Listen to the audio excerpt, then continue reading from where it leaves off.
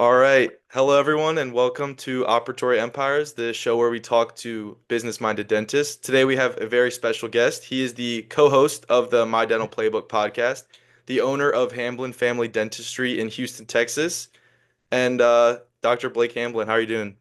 I'm great. Thanks for having me, Jackson. I'm excited Yeah, for the of course. conversation.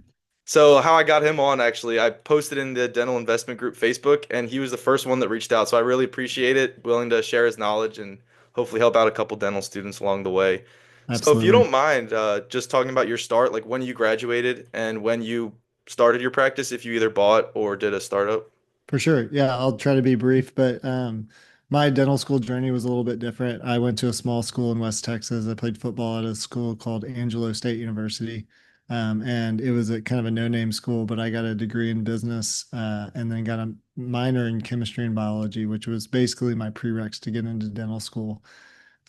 Historically, I've never been a good standardized test taker. And so the DAT was a little bit of a struggle for me. The first time I took it, I scored a 19, which I don't know what people are doing now, but I it just wasn't quite good enough to get in. I got enough to get some interviews. So my first year, I got interviewed at two of the three Texas schools, but unfortunately didn't get in. And so I resolved that the next year I was going to retake the DAT and took it again, and voila, I got a 19 on my DAT. And so I figured, okay, I'm gonna give this one more try, and I took a few other classes and whatnot, and ended up I think I scored like a 21 or 22 was which just eked me into dental school. Yeah. So it took me 2 years to get into dental school. Thankfully, year two, I got into all three of the Texas dental school, well, all three Nice. of the schools that I applied to first day. And so it was just Oh, a there you go. radical transformation of how to get into school. But so yeah, I graduated from UTSD here in Houston in 2019. Having a business background, I kind of went into this knowing I wanted to be an owner of a practice, but didn't know what that would look like. I was told by my mentor in dental school who loves me dearly, but is brutally honest. He said, Blake, you're going to be a terrible employee. And I said, I know. And so I going into my third year of dental school, I met what would now be my wife, and she grew up here in Houston. I grew up in Dallas, originally thinking I would be going back to Dallas to buy a practice there. Ended up realizing that if I wanted to marry her, I was going to be staying in Houston. And so I did that. I started networking with different dentists at the end of my second year, going into my third year. Started shadowing dentists here in Houston in the area that I knew I eventually would probably want to own, and started building relationships with people. I got connected with my wife's aunt and uncle's dentist growing up. And looking back, he had a lot of other familial connections, and we started working together when I graduated in 2019. I went on as an associate. It was a small five up out of network practice. Didn't really need me, but the timeline that he had really merged with what my future in ownership would look like. And so I joined him in 2019 as an associate, and we worked together for a year and a half in that capacity. And then in 2021, just coming out of COVID, we flipped the roles. So I bought the practice from him, and he became an associate, and we he stayed on for golly, I think 3 years after that. And now we're a 13 out practice. We do close to $4.5 million in revenue. And we're just growing, growing, growing. So it's been a journey, and I'm happy to answer any questions about anything along the way. Yeah, so you kind of knew. I think a lot of us in school want to own practices. That's kind of what you grow up. You go to your dentist. Like it's pretty normal they own the practice. Now that's maybe a little less common, but I think dentists still want to own. Do you think that like a year out is probably a good amount of time? That's what I've heard. You get your speed up a little bit and you're ready to get into it. Yeah, I think everybody's going to be a little bit different. More than anything, I feel really passionate about this. I think that there's a narrative in dentistry that you're supposed to own dental practices. And I say practices with an emphasis, and that's just not true. I think there are some people that are built and will be really fulfilled by being an associate. And all they want to do is go in and have a great job, and they want to collect, they want to take home 150K a year, 200K a year, and have a really awesome job that gives them flexibility. And that's okay. There's also associates that want to go and they want to kill it and they want to produce $1 million a year and take home 300K. And that's really awesome too. Um, and then there are, I think, a fewer amount of people than actually that are actually doing it that are built to be owners. I think if you want to do ownership, you have to understand that there's going to be a level of leadership and accountability and stress and headaches that you're willing to get compensated for.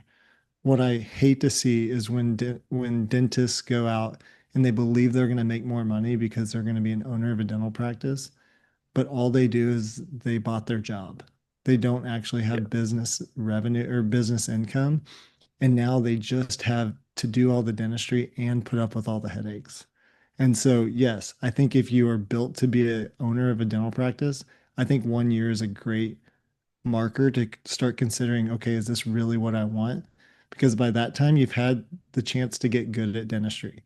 You've done enough crowns, you've done enough fillings, you've done enough extractions to know, okay, I really love this and I'm getting better at it. And I'm kind of maybe even sometimes getting bored with doing some of this stuff. And I want to expand into the business side of dentistry. So, yeah, I think that would be a good timeline. Awesome. Yeah, that's what I've heard from a lot of people like that got into it earlier. Can you talk about like, I guess feeling ready isn't the right word, but did your business degree help you with that, or was there still a lot you have to learn that the business degree doesn't really prepare you for about the business of Yeah, dentistry? yeah, not at all. It sounds really nice that I had a business degree, but like many of us, our degrees don't really translate into dentistry.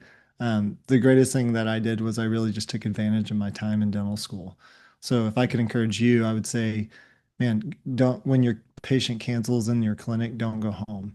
Go to the grad clinics. Go learn different stuff. Go to urgent care and take out a tooth. Go get experience. Really push yourself. Do stuff that scares you in dental school, right? Because when you get out, you you have to you realize that you don't have the professor backing you up. You don't have the backstop of school to where you know you can't get sued, you can't do X, Y, and Z. And so you want to get really good at doing the dentistry. And so I would say, like, more than anything, is just maximize your time in school to get really good at the best you can possibly be at dentistry. And then what really helped me was actually before dental school and that kind of gap year that I had, I went and worked as a dental assistant at a practice. And at that time, that practice was doing around $1 million a year. And a year and a half, 2 years later, when I left, they were doing $3 million a year. And I think the dentist kind of knew that I eventually would get into dental school. He could tell I had the oomph to do it, right? And so he brought me in on a lot of these thoughts and conversations and decision making. In fact, he had me make a PowerPoint one time for him, just explaining the ins and the outs of our business. And that really helped me. But I learned the most on the job. I learned how to deal with insurance. I learned how to have conversations about insurance. I learned how to present treatment. I learned how to have difficult conversations with team members. I learned all of those things just doing it. And sometimes school is great, but it doesn't always teach you everything you need to know. Yeah, 100%. I actually had a question written that if there was anything you could have done being in the shelter of dental school that you wish you had done, but it sounds like you got the most out of it. And that's what I've heard from other dentists that when a patient cancels, they went to OS and maybe were able to get more extractions in. They graduated with that. And that's a skill that if you're really comfortable with out of dental school, it can be pretty valuable. So things like that are Absolutely. definitely helpful because I'm just going to get into clinic next year. So having all that, knowing all that now is pretty good. Absolutely. Yeah. So you've mentioned that you were able to scale your practice from 200K to 500K. So starting at 200K, do you mind talking about how you got to that point? Because that's already a crazy high number, and then what it takes to get from there to a number like 500K in a month. Sorry if I didn't Man, mention. how much time do we have? As much time as you Yeah, need. yeah. So when I bought the practice in 2021, it was we were doing about $1 million a year. And that historically for this practice, we're right kind of on the edge of the city of Houston, so we're still very, very urban. We're surrounded by a fairly wealthy demographic. And so we are an out-of-network practice. And the provider had built his dad owned the practice prior to him. So we have a really long legacy of patients here in our office. Um, I think that when I came on board, he was doing the $1 million a year, just doing bread and butter dentistry. He was doing he was doing crown and bridge, fillings, dentures, but he wasn't doing any FMRs. He wasn't doing implants. He wasn't doing extractions and grafts and implants and stuff like that. And so in dental school, like we just talked about, I really loved surgery. I was in our oral surgery honors program, and I really gravitated towards surgery right after school. So 2 months after I graduated, I was taking an implant course, learning how to place implants. Shortly thereafter, I was learning how to do Invisalign. After that, I was learning how to do more comprehensive dentistry as far as aesthetics and stuff like that. And so I just started bringing in more services. And as we brought in more services, we started to see patients were saying yes because we weren't referring those out. They wanted to be in the place that they knew the provider, they trusted the provider, all of those things. And we just started to see treatment acceptance increase. And I think that's really what got us to doing and averaging around 200 to 230 a month. But then at that point, that was kind of my ceiling. Like I personally couldn't do that much more dentistry. Like I was responsible for close to $2 million of the revenue, and at that time didn't have an associate, and so I was redlining as far as what I could do clinically. And so about that same time, there was a building right across the highway from where we were located that came available, and I knew that real estate was something that I wanted to be a part of my growth journey over time, and this was just the perfect situation, and the Lord just kind of lined it up to where it worked out.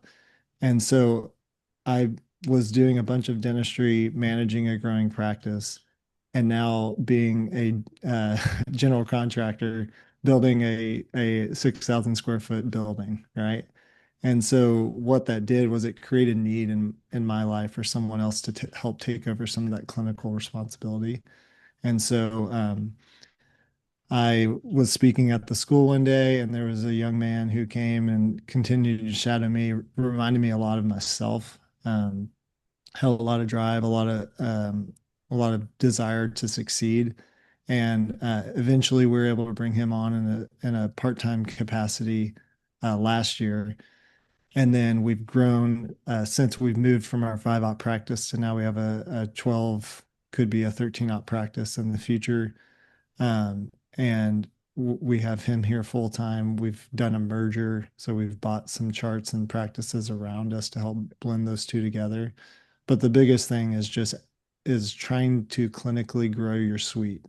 You can do so much more dentistry than you can ever believe on people if you just learn how to do most things that you would refer out. That doesn't mean you have to do everything, Right. but if you can and you do it really, really well, your patients will love you for it. Yeah, 100%. Then they can just stay in there.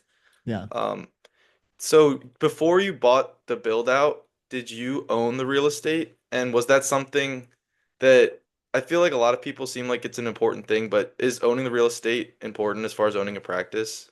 Or is it just No, kind of more of a personal thing? yeah, so it was at the point to where so the real estate became available, and it was land that I wanted to own. And so when I say we bought the land, we bought everything on it, and we immediately started to build the practice that we're in now.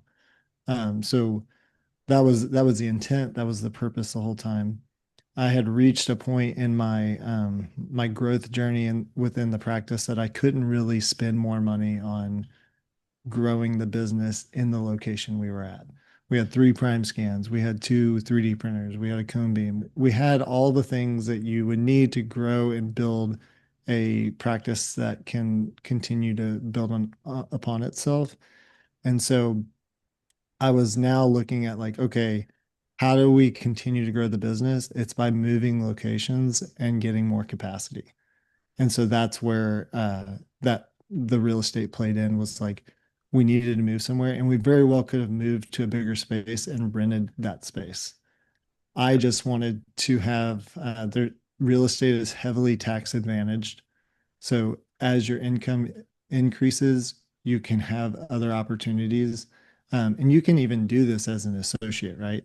Like if you want to be kind of an entrepreneur in a practice, so where you're producing a million and a half a year, taking home 300, 400, 500K a year, you can still take advantage of these real estate things by doing short-term rentals Right. or having your wife or someone else be a real estate professional or doing these other things.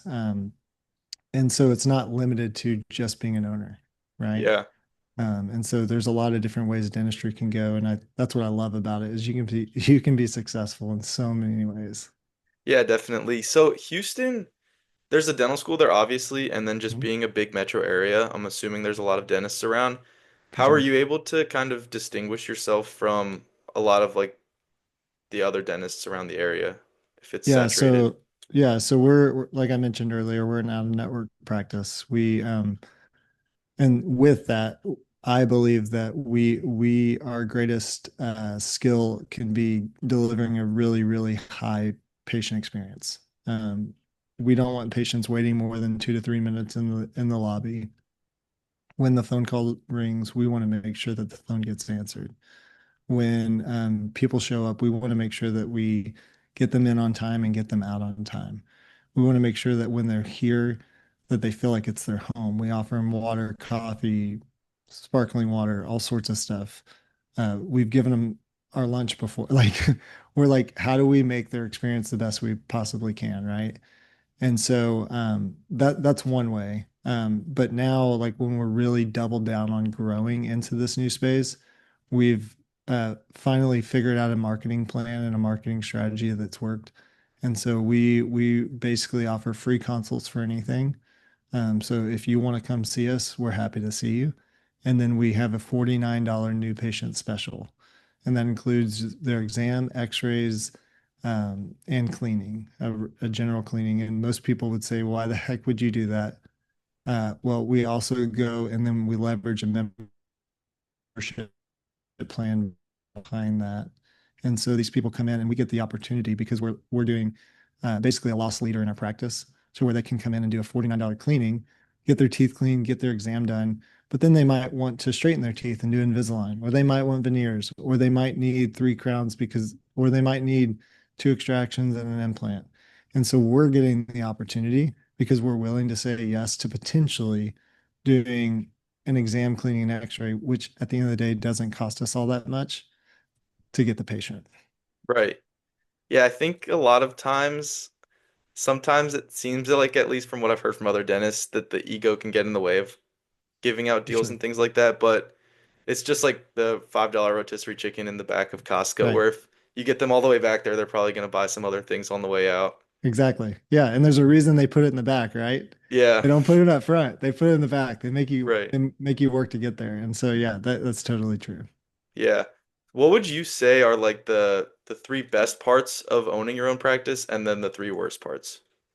Oh man. I think the three best parts is one, just the fulfillment that I personally get from seeing people grow. I think like long term, what I want to be doing is just growing and developing people. So that'll be doctors, that'll be team members, that'll be all of those things, and my clinical time will reduce. So that's probably what I love most about ownership. Um, some other things would be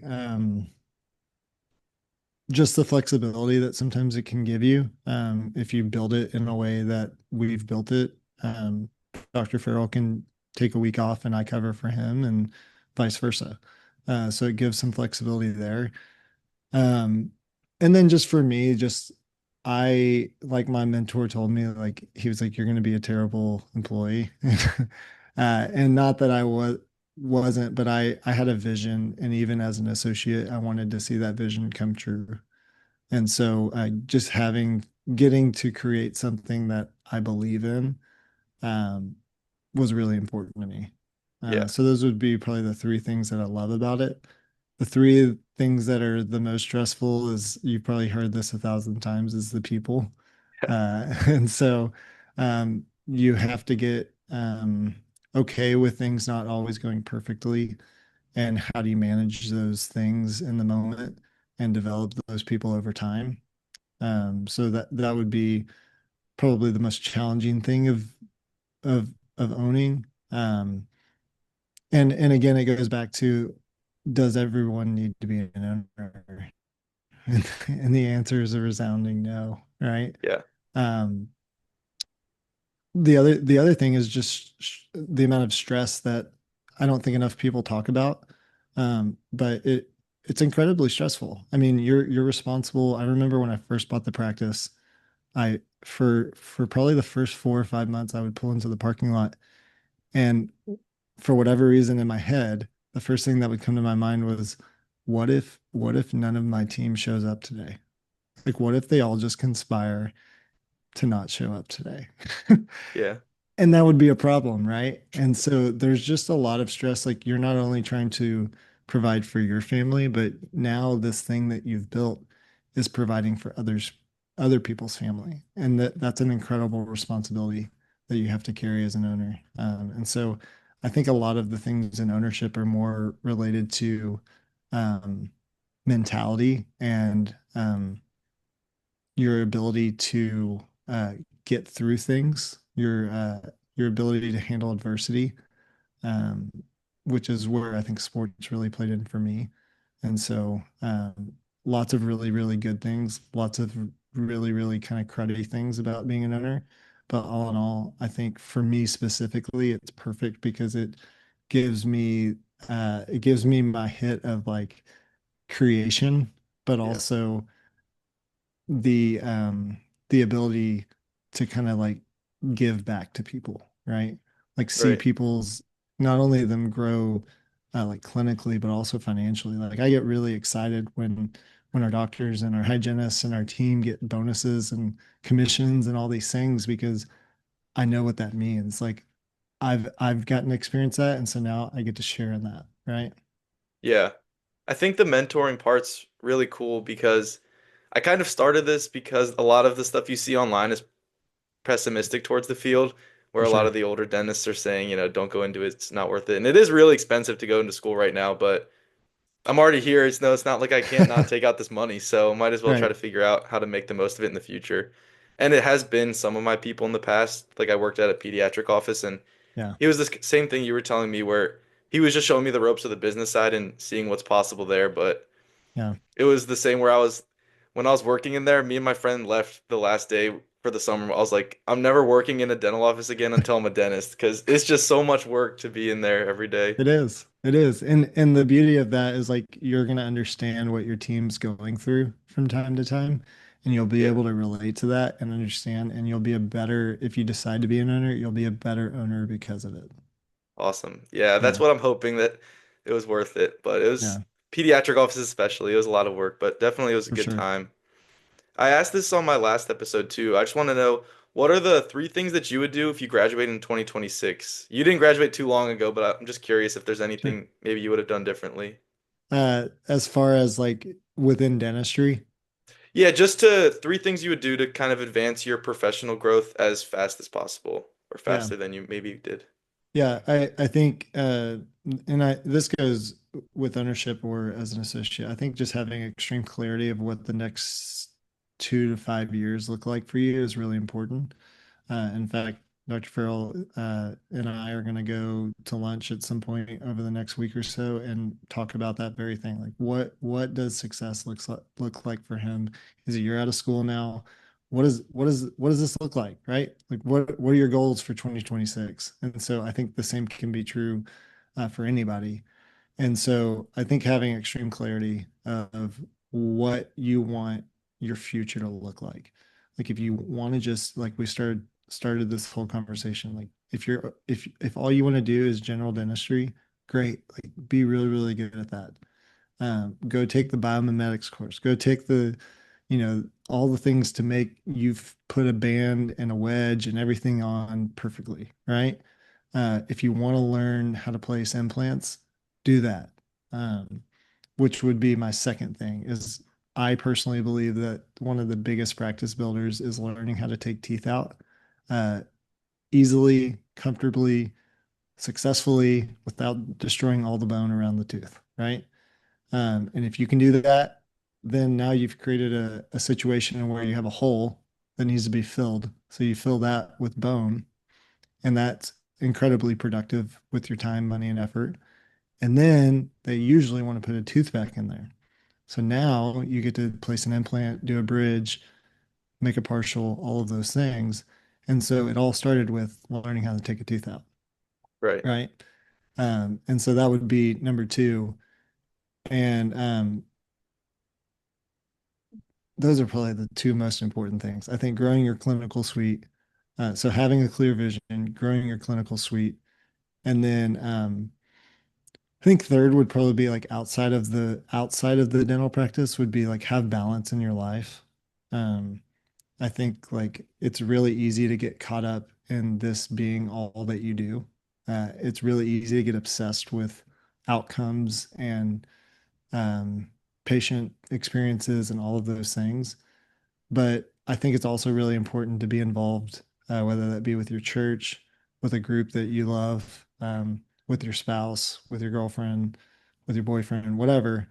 Like find the thing that you love and also just pour into that and have some balance in your life outside of dentistry. Right.